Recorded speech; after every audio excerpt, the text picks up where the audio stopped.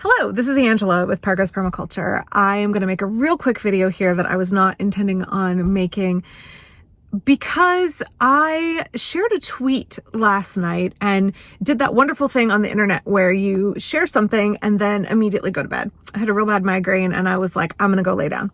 And then I did not go back and check it afterward.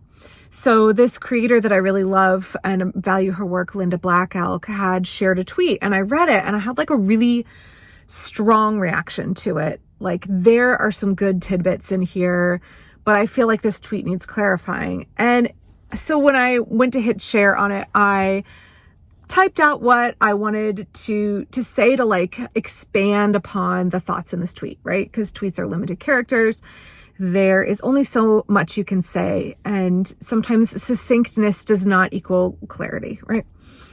And so I hit share and either somehow shared it wrong or deleted my text, highlighted and deleted my text. And all I did was share the tweet.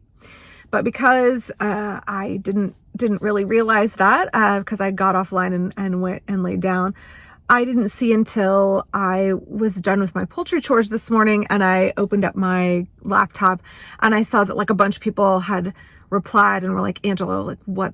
I do not agree. Do not agree with this take, or like, I find this take concerning and oversimplified.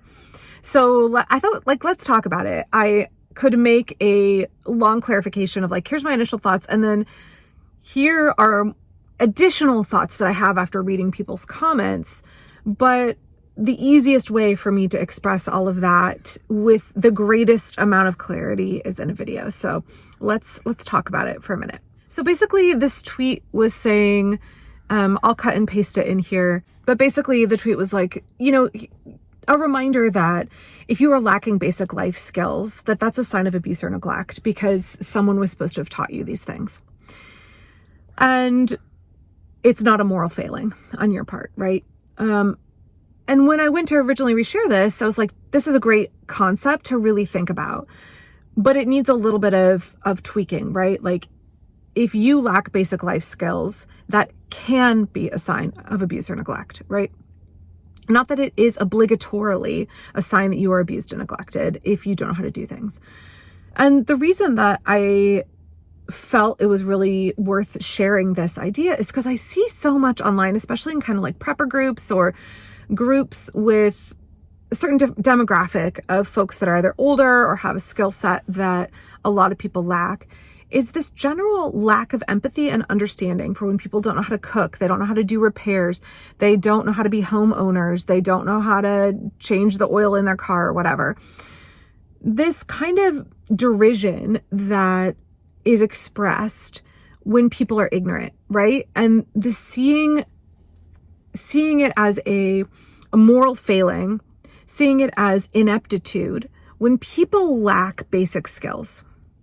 And I know for me, as somebody who grew up with a mother that was an extremely, like, exponentially more competent homemaker than anybody else I've ever met, and taught me or modeled a lot of those skills for me. It was just like the definition of the word capable. I didn't understand until well into my 20s that a lot of people don't grow up with a parent who already has acquired all of these necessary skills and either teaches you intentionally or models them for you. And so I grew up with a tremendous amount of privilege, having parents who taught and modeled budgeting, who taught and modeled domestic skills, who taught and modeled how to make thoughtful, reasoned decisions in life, and taught me all kinds of basic skills of maintenance and repair and cooking and, how to live within your means, like just everything that is required about being an adult, right? I didn't know that a lot of people don't have that experience. And that is naivete on my part, perhaps, or maybe just part of being young and immature, not having the maturation to understand that other people have a very different upbringing than you do.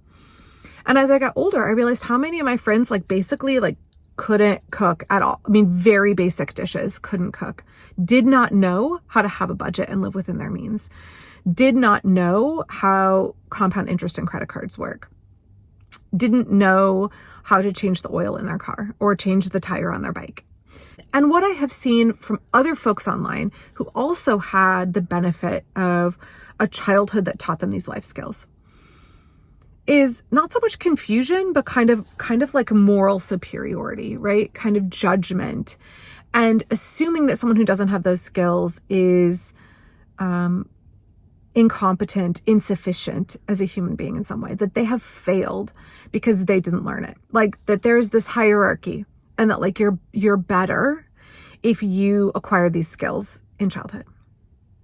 And that's always been so frustrating for me because, you know, once I was old enough to understand the privilege that I had growing up and know that other people didn't have that shared experience. We started from like a different baseline of being launched into adulthood with a different skill set, that like feeling morally superior because I happened to grow up in circumstances that had nothing to do with my own effort or skill or intellectual ability or capacity. It's just like what I happened to be born into.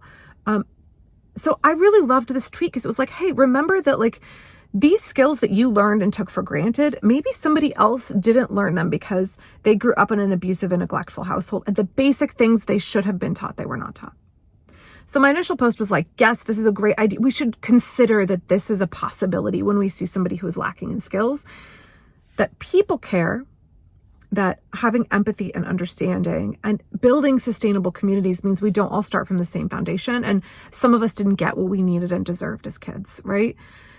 It doesn't mean that everybody was raised that way, but when you see somebody who is lacking, instead of chiding them for being ignorant, instead of making fun of them for having underdeveloped skills, instead of feeling superior because you have cultivated those skills and they haven't, like understanding that there may be a situation going on that you did not experience, right? That they have other circumstances that prevented them from acquiring the skills they should have been given, should have been gifted. And that was the whole point of what I was getting at. And what happened is when I shared it without the qualifiers, it made it sound like if you lack these things, you must have been abused or neglected, and therefore your parents are to blame, right? I would argue like your community was responsible to teach you that, not necessarily your parents. And so it just came off like harsher and more black and white than it should have, right? Instead of like, consider this as a possibility, it made it sound like this is the root cause no matter what. Not true. And so some folks had some like, Angela, this is a little too binary of a thinking, right? And again, I didn't mean it that way, but I didn't bother to check my post. But then other people had some really good thoughts. You know, someone had commented like, sometimes you have parents who model these things for you, but you have low executive functioning, or you have some other kind of learning disability, or you have something else going on so that you didn't internalize and learn how to perform those tasks that were taught and modeled to you. And that's not the fault of your parents. And that doesn't mean you were abused or neglected. I think that's a really, really valid point. Like sometimes people need a tremendous amount of repetition. And I know for us as unschoolers, like one of the things that I try to explain about unschooling and why it works so effectively is because for unschooling, you learn things when they are relevant in your life, and therefore you learn them with much less effort and you retain them better because they're contextualized within your real life, right? And for some of us, those basic life skills were not yet contextualized. We didn't see how they were relevant. They weren't necessary to us. And so even though someone tried to teach them to us, we didn't learn them because they were not yet important or not yet something that our brains or bodies were physically ready to learn and internalize and become skilled in, right? Become competent in. And those are really, really valid points that people made. And I think that's important to remember. My main thought in sharing this in my like migraine aura stupor, like my main thought was just like, be compassionate. Like people are struggling. People are, that very cliche saying, like everybody has a hard struggle that they're fighting in the background that you don't know about. And so instead of assuming the worst about why someone is lacking skills, consider that they may not have gotten the support that they needed in childhood. They may have experienced abuse and neglect and not been taught the things that they needed to be taught. And just that when we are looking at permaculture is a design system with an endless list of skills that we can acquire, right? I think that sometimes for folks who are like a little ADHD, or folks who are maybe like me, I consider myself someone who likes to be a pack rat with skills. Like I love learning new skills and being challenged by new skills. That in permaculture, we are always adding to our skill set and realizing that we can kind of make a hierarchy or get a chip on our shoulder about how many skills we have. Skills that are really necessary for sustainable living, especially when we see someone who lacks those skills. So when I was thinking about permaculture and people care and practical application of skills, this tweet seemed to hit home, right? It seemed really relevant. Remembering that we don't all start off from the same place, and that while those skills are really necessary, someone may not have had the ability to learn those in childhood. And that doesn't make them less capable in permaculture, and it doesn't make you somehow better than them. And it doesn't mean that they should be ridiculed, right? Or made fun of, or like back in my day, we were taught this thing and therefore I'm better because I learned this as a child and you were having to figure it out in your 20s or 30s, right? So that was kind of the extent of my thinking. And I appreciate the folks who weighed in and were like, this feels a little bit like a swing and a miss, or this feels like it's too narrow of a scope. So I think for me, one of the things that I love about permaculture and the problem being the solution is that my error in not clarifying what I meant in sharing the tweet led to people having some really good comments, and really kind of fleshes out and deepens the way that I think we should look at skills in permaculture and how people acquire skills and the way that we view other people's skillfulness or lack thereof when we interact with them. And what are we saying is lacking in permaculture? If we're looking at all these people for a diversity of reasons they lack skills that other folks see as necessary or basic, how do we design a community where we give people the opportunity to learn those skills when they're ready, when they're relevant? How do we create a support network? And how do we also understand that people acquire things at different rates, at different seasons of their life for very different reasons? And that maybe it's not our place to judge.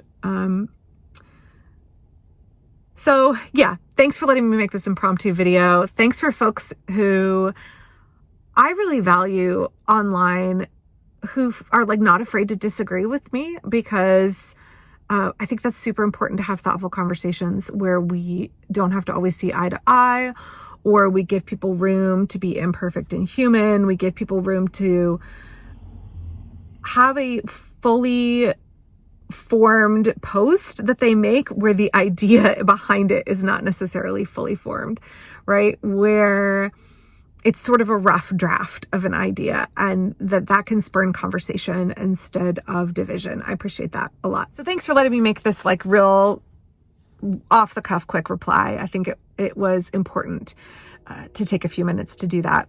And I'm going to go for my walk now. I hope that you're staying warm and safe and well wherever you are. In Portland, it's thawing out and I'm excited to be outdoors for a bit. It is really interesting to see what the city looks like in the aftermath of the ice storm, and just how many branches and trees have been lost and how much cleanup work there is. So I hope wherever you are that you've got power, that you're warm, that you're safe, that things are going okay for you, that this winter is going okay for you.